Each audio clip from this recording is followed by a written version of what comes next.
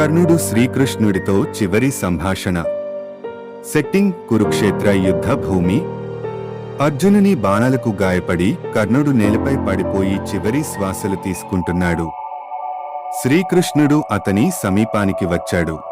కృష్ణ, నీ త్రికాళజ్ఞత తెలిసిన నాకు నీవు నా ప్రాణాంతక సమయానికి రాగలవని తెలుసు. నీవు నన్ను తప్పుబట్టేందుకు వచ్చినావా? కర్ణ, నేను నిన్ను తప్పుబట్టడానికి రాలేదు. నీ జీవితం ఓ మహోన్నత గాథ, కాని దుర్యోధనుడితో నీ స్నేహం నీ విధిని మార్చింది. కృష్ణ, నేను తప్పు చేశానా?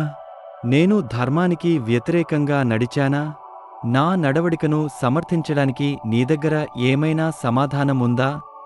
కర్ణ, నీవు నమ్మకస్తుడివి, గొప్ప దానవీరుడివి, కాని నీ జీవితం అన్యాయాన్ని సమర్థించడంలో గడిచింది. దుర్యోధనుడు నీకు స్నేహితుడు అయినప్పటికీ అతని అవిశ్రాంత ద్వేషానికి నీవు అండగా నిలిచావు. అయితే కృష్ణ, నాలో ధర్మబద్ధత లేకపోతే ఎందుకు నన్ను చివరి వరకు బాధితునిగా మారేలా చేశావు? ఏనాడైనా నాకు సహాయం చేయలేవా?